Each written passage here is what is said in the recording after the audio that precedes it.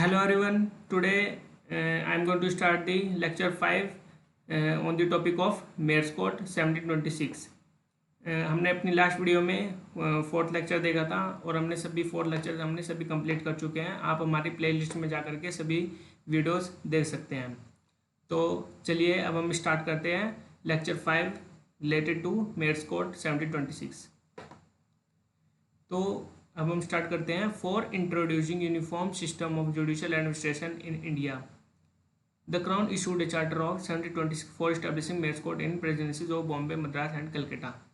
देखिए, जो judicial administration था इंडिया में, उसको इंट्रोड्यूस करने के लिए, उसके यूनिफॉर्म सिस्टम को यूनिफॉर्म करने के लिए क्या करा था, क्राउन ने इशूड किया था चार्टर 1726 में। इसलिए मेयर्स कोड को इस्टेब्लिश करने के लिए कहाँ पर, बॉम्बे, मद्रास एंड कलकत्ता के प्रेसिडेंसीज में। ठीक है, ये प्रेसिडेंसीज थी, इनके अंदर इन्होंने मेयर्स कोड को इस्टेब्लिश करने के लिए चार्टर इशू किया था 1726 में। ये आपको अच्छे से याद रखना है। तो अब हम इसके रीज़न को देखते हैं, इनके सभी रीजन्स को, कि इसको इस्टेब्लिश क्यों किया गया था।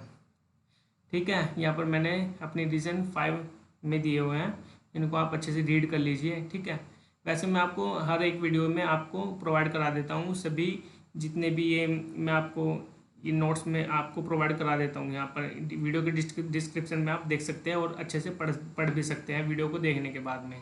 ठीक है, इससे आपको अच्छे से क्लियर हो जाएगा, सभी टॉपिक आपको क्लियर हो जाएंगे। सभी वीडियोज़ में मैंने ऐसे दिया हुआ है। ठीक है, उनको ज़रूर देख लेना और रीड ज़रूर कर लेना। तो चलिए हम इसके रीजंस को देखते हैं। फर्स्ट रीजन हमारा, the judicial administration prevailing in the 3 presidencies was unsatisfactory. जो हमारी प्रेसिडेंसीज थी, जो भी हमने देखा था प्रेसिडेंसी कौन सी थी हमारी, बॉम्बे, मद्रास एंड कलकत्ता।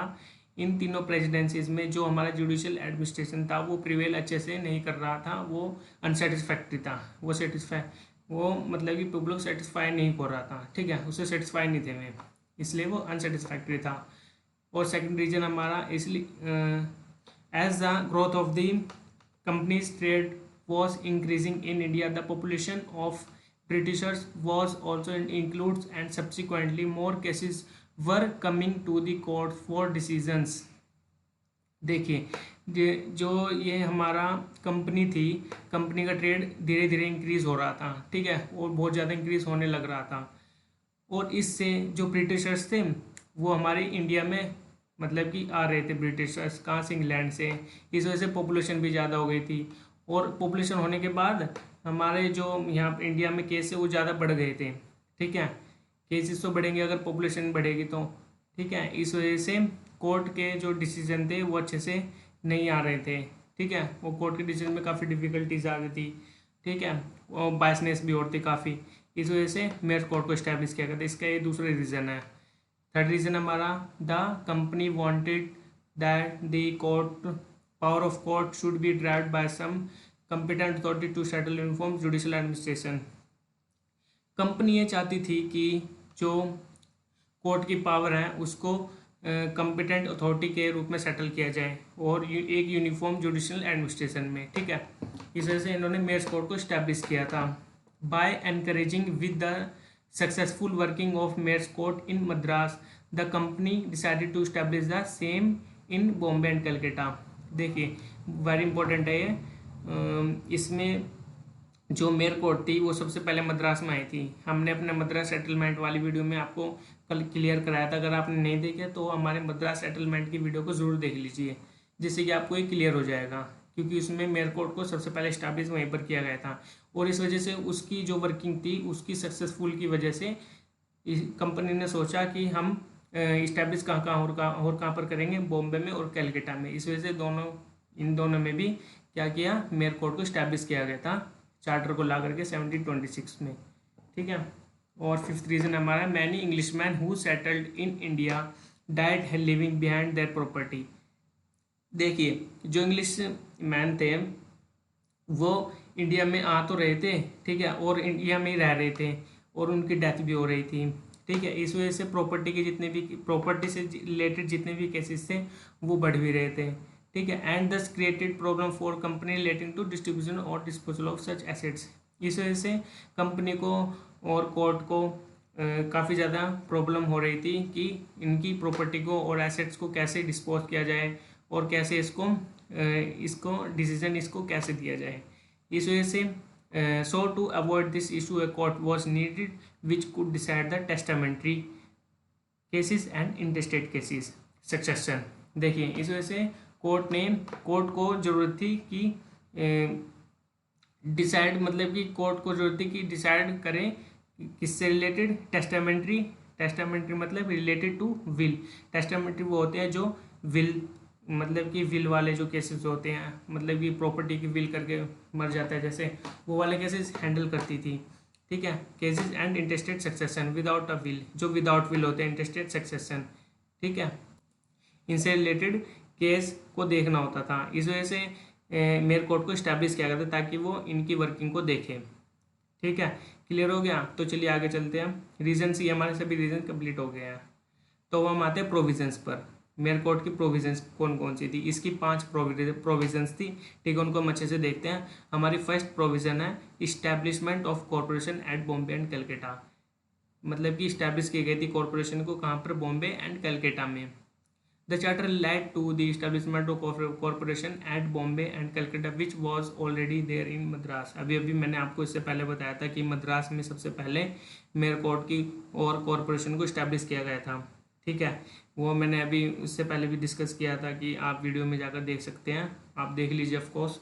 ठीक है, सबसे पहले उसको ही देखना और उसके बाद ये देखना, क्योंकि हमने सीरीज वाइज लेक्चर्स बनाए हुए हैं अपने। ठीक है, तो इस वजह से उन्होंने सोचा कि वहाँ पर इस्टेब्लिश की हुई है मद्रास में, और सक्सेसफुल भी रही। इस वजह से उन्होंने बॉम्बे और कलकत्ता में इस्टेब्लिश कर दी थी mayor court. Corporation consist of A mayor and 9 alderman.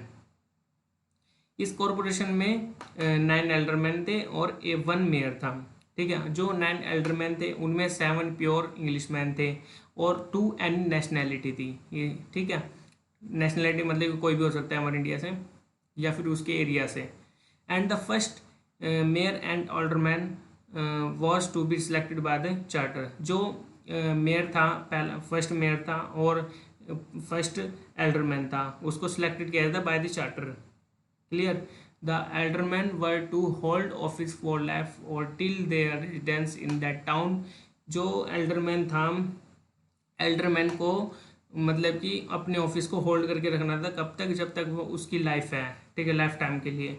और या फिर जहाँ पर वो जिस एरिया में रेजिडेंस में रह रहा है, या फिर जब तक उसको अपने ऑफिस को होल्ड करके रखना था। ठीक है, but they could be remove by governor and council. लेकिन उसको रिमूव किया जा सकता था कभी भी by the governor and council के द्वारा। ठीक है, गवर्नर एंड काउंसिल उसको रिमूव कर सकती थी कभी भी। सेकंड हमारा प्रोविजन आता है अब हमारा मेयर कोर्ट इन प्रेसिडेंसी टाउन। जो मेयर कोर्ट थी वो प्रेसिडेंसी टाउन में इस्टेब्लिश थी। ठीक है, प्रेसिडेंसी टाउन अब इससे पहले मैंने आपको बताया था। ठीक है, the court was empowered to decide the civil cases. देखिए, जो ये कोर्ट थी, कोर्ट को सिविल केसेस डिसाइड करने के सिर्फ अथॉरिटी थी। ठीक है, ये सिर्फ सिविल केसेस डिसाइड कर सकती थी। कौन सी? मेयर कोर्ट सिर्फ सिविल केसेस डिसाइड कर सकती थी। आपको ध्यान रखना है, mayor together with 2 English alderman form the quorum. जो इनकी कोरम थी कोर्ट की, वो कोर्ट की कोरम में मेंबर कौन कौन से थे? एक तो मेयर हो गया और 2 इंग्लिश एल्डरमैन हो गए। इंग्लिश एल्डरमैन, ये आपको याद रखना है, दो। ठीक है, तब जाके कोरम फॉर्म करती थी। The court also exercise the testamentary cases. जो ये कोर्ट थी इसको ये टेस्टामेंट्री केसेस को देखती थी। ठीक है, जैसे अभी हमने ऊपर देखा था कौन से केसेस को हैंडल करती थी। The court had its sitting 3 days in a week. यह कोर्ट हफ्ते में 3 बार सिटिंग मतलब कि बैठती थी। ठीक है, 3 से ज़्यादा दिन नहीं बैठ सकती थी, सिर्फ 3 दिन या से कम। ठीक है, appeals of mayor's court lay to the governor and council. जो इसकी मेयर कोर्ट की अपील थी वो कहाँ पर जाती थी? गवर्नर एंड काउंसिल के पास। Okay, clear? But in cases above the value of 1000 pagodas appeal lay to the king in council. लेकिन गवर्नर काउंसिल के पास तो जाते थे, लेकिन अगर 1000 पैगोडास से ऊपर हो गया, ठीक है। ये 1000 पैगोडाज एक गोल्ड सिक्का होते थे, मतलब कि सिक्के टाइप के होते थे, उनको पैगोडाज बोला जाता था। आप उसको नेट से सर्च कर सकते हैं, पैगोडाज आखिर है क्या चीज़ थी, किस चीज़ के कैसे दिखते थे। आप नेट से आपको वहाँ पर आपको अच्छे से मटेरियल मिल जाएगा और फोटोज भी आपको प्रोवाइड हो जाएगी, उससे आपको क्लियर हो जाएगी कि पैगोडाज आखिर है क्या। क्लियर। तो 1000 पैगोडाज से ऊपर हो जाती थी तो उसकी अपील कहाँ जाती थी, किंग इन काउंसिल में। ये हमारा सेकंड प्रोविज़न हो गया। थर्ड प्रोविज़न हमारा crime and punishment.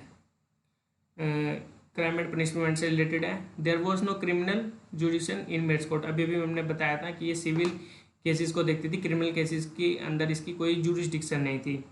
It only use to handle civil and testamentary cases. यह सिर्फ सिविल और टेस्टामेंट्री केसेस को ही देखती थी। ठीक है। लेकिन जो क्रिमिनल केसेस होते थे उनको कौन देखता था। देखिए, जो पैटी जो छोटे मोटे क्रिमिनल केसेस होते थे वो किसकी जुरिस्डिक्शन में थे, गवर्नर एंड 5 सीनियर मेंबर्स, इनको अपॉइंट किया जाता था। किसको देखने के लिए, पैटी क्रिमिनल ऑफेंस को देखने के लिए। पैटी जो छोटे मोटे क्राइम होते थे।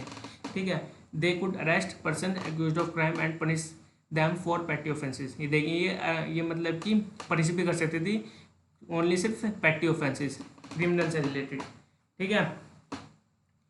और हमारा फोर्थ आता है jury trial in criminal cases. Jury trial ये भी क्रिमिनल केसेस को देखती थी। ठीक है। इसको हम देखेंगे अभी। इसके टू टाइप की होती थी, पैटी जूरी और grand jury. Jury has always remained an important institution in criminal administration in England. Jury जो ये जूरी थी यह इम्पोर्टेंट इंस्टीट्यूशन थी किसके लिए, criminal jurisdiction administration in England. ये क्रिमिनल इंस्टीट्यूशन से रिलेटेड थी और ये एडमिनिस्ट्रेटर थी इन इंग्लैंड में। The charter of 1726 provided that the criminal cases in presidency should be decided with the help of grand jury and petty jury. तो charter था 1726, ये प्रोवाइड करता था कि ग्रैंड जूरी और पैटी जूरी की हेल्प से ये क्रिमिनल केसेस को डिसाइड करती थी इन दी प्रेसिडेंसीज। जो अभी हमने प्रेसिडेंसी देखी थी, कौन सी थी, बॉम्बे, कलकत्ता और मद्रास। ठीक है। इनमें ये हेल्प करती थी क्रिमिनल केसेस को हैंडल करने में। कौन का हेल्प करती थी, grand jury and petty jury. अब देखते हैं ग्रैंड जूरी और पैटी जूरी है क्या। ग्रैंड जूरी मतलब कि इनके मेंबर होते थे। ठीक है। ये एक किस्म से कोर्ट ही थी दोनों। ठीक है। एक पैटी जूरी कोर्ट होगी, एक ग्रैंड जूरी कोर्ट होगी। ग्रैंड जूरी में 23rd पर्सन होते थे। ठीक है, मेंबर ही मान लीजिए। And handle the big cases. देखिए 23rd पर्सन इसमें होते थे। ठीक है, जो अपने डिसीजन सुनाते थे। एंड बिग केसेस को हैंडल करती थी जो बड़े बड़े केसेस होते थे क्रिमिनल से रिलेटेड। ठीक है। जो पैटी जूरी थी ये पैटी ऑफेंस को देखती थी, पैटी क्रिमिनल ऑफेंसेस को। और इसके अंदर मेंबर डिफाइन नहीं थे कि इसमें कितने भी मेंबर हो सकते थे। क्लियर। पैटी जूरी में ये पैटी क्रिमिनल ऑफेंस को देखती थी। अब हमारा आता है fifth provisions. Legislative power under the charter. The Charter of 1726 empowered governor and council of each presidency to make bylaws rules for the regulation of this corporation. जो हमारा चार्टर था 1726, इसको शूट करने के बाद गवर्नर एंड काउंसिल को ये power empowered कर दिया गया था कि वह प्रेसिडेंसीज में लॉज बना सकती थी और रूल्स को भी बना सकती थी। लॉज और रूल्स को मतलब कि फ्रेम कर सकती थी वहाँ पर। ठीक है। रेगुलेट कर सकती थी और कॉर्पोरेट कर सकती थी वहाँ पर। ठीक है। Governor council was empowered to decide punishments for those who disobeys the laws and rules. जो गवर्नर काउंसिल थी वह एम्पावर्ड मतलब कि डिसाइड करती थी, पनिशमेंट भी दे सकती थी। ठीक है। पनिशमेंट को डिसाइड कर सकती थी अगर कोई लॉज को वायलेट करता है। ठीक है। या फिर रूल्स को वायलेट करता है। ठीक है। तो वो पनिश कर सकती थी। और आगे आता हमारा डिफरेंस। ये हमारा सभी जो हमारे रीजन्स थे और जो हमारे प्रोविजंस थे वो कंप्लीट हो गया। अब हमारा आता है difference between the charter of 1686 and charter of 1726। इसके बीच में क्या डिफरेंस है, क्योंकि हमने मद्रास वाले में देखा था, मद्रास सेटलमेंट में 1686 में वहाँ पर भी मेयर कोर्ट थी। और 1726 में जो हम कर रहे हैं मेयर कोर्ट, इसमें भी मेयर कोर्ट है। इन दोनों में क्या डिफरेंस है, इन दोनों में डिफरेंस देखते हैं हम। 1686 में जो थी ये कंपनीज कोर्ट के अंडर में थी, ठीक है। लेकिन जो 1726 का मेयर कोर्ट है इसके अंदर क्राउन कोर्ट के अंडर में है ये, ठीक है। लेकिन 1686 की कोर्ट जो मेयर कोर्ट है वो वो मतलब कि दोनों ही केस देख सकती थी, कौन कौन से, सिविल और क्रिमिनल दोनों केसेस। लेकिन जो 1726 मेयर कोर्ट है वो सिर्फ ओनली सिविल केसेस को देख सकती है, जैसे हमने ऊपर बताया आपको, ठीक है। और थर्ड हमारा आता है could not decide the testamentary cases, ये टेस्टामेंट्री केसेस को नहीं देख सकती थी, लेकिन यह टेस्टामेंट्री केसेस को देख सकती है। टेस्टामेंट्री कौन सी होती है, जो बाय विल, जो विल वाली प्रॉपर्टी से रिलेटेड हो गए हैं, ठीक है। विल करते हैं ना प्रॉपर्टी की, तो उसको कहते हैं, ठीक है, उसको डिसाइड कर सकती थी, लेकिन ये नहीं कर सकती डिसाइड टेस्टामेंट्री केसेस। और फोर्थ हमारा अपील टू एडमिरल्टी कोर्ट, इस कोर्ट की अपील कहाँ जाती थी, एडमिरल्टी कोर्ट में, जैसे कि हमने इससे पहले वाली वीडियो में देखा एडमिरल्टी कोर्ट कौन सी होती है। और जो 1726 में इसकी अपील कहाँ जाती थी, appeal to the governor and council and further king in council, ये यहाँ पर काइंड लिखा हुआ है, इसको बाय मिस्टेक हो गया यहाँ पर, ये यहाँ पर किंग आएगा, जी लिख देना है यहाँ पर, ठीक है। इसके बिल कहाँ पर जाती थी, governor council and king in council. King in council में तब जाती थी जब 1000 पैगोडाज से ऊपर हो जाता था, तो अब ये किंग इन काउंसिल में जाती थी इसकी अपील, ठीक है। वैसे तो गवर्नर काउंसिल में जाती थी, ठीक है। और फिफ्थ हमारा था कंसिस्टेड ऑफ 12 एल्डरमैन, इसमें 12 एल्डरमैन थे, ठीक है, लेकिन इसमें थे 9 एल्डरमैन 1726 में। लेकिन इसमें 12 मेंबर में जो इस वाले में आता है 1686 में, इसमें 3 should be pure English man and 9 is any nationality, ठीक है। इसमें ये मेंबर होते थे, अपॉइंट किए जाते थे। लेकिन 1726 में एल्डरमैन थे जो, इसमें 7 प्योर इंग्लिश मैन थे और 2 एनी नेशनैलिटी थी, क्लियर। इसमें इस तरह से मेंबर्स अपॉइंट किए जाते थे। तो ये हमारा difference between the charter of 1686 charter of 1726 हो गया हमारा, ये वाला भी हमारे प्रोविजंस भी हो गए और रीजंस भी हो गए। तो आज का हमारा लेक्चर यहीं पर कंक्लूड होता है, हम अपने मिलते हैं नेक्स्ट लेक्चर में, क्लियर। और आपको अगर हमारी सभी वीडियोस देखनी है तो यहाँ पर लिंक आया है, इसको आप यहाँ पर जा करके हमारी प्लेलिस्ट में जाकर सभी वीडियोस देख सकते हैं, ठीक है।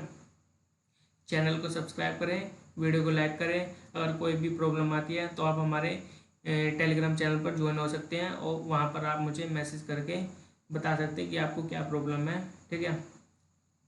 और आप मेरी मिस्टेक भी बता दीजिएगा अगर मेरी वीडियोस में कोई मिस्टेक होती है, जिससे कि मैं आपकी अपनी मिस्टेक को मतलब कि इम्प्रूव कर सकूँ, ठीक है। तो चलिए अब हम मिलते हैं अपनी नेक्स्ट वीडियो में, बाय बाय।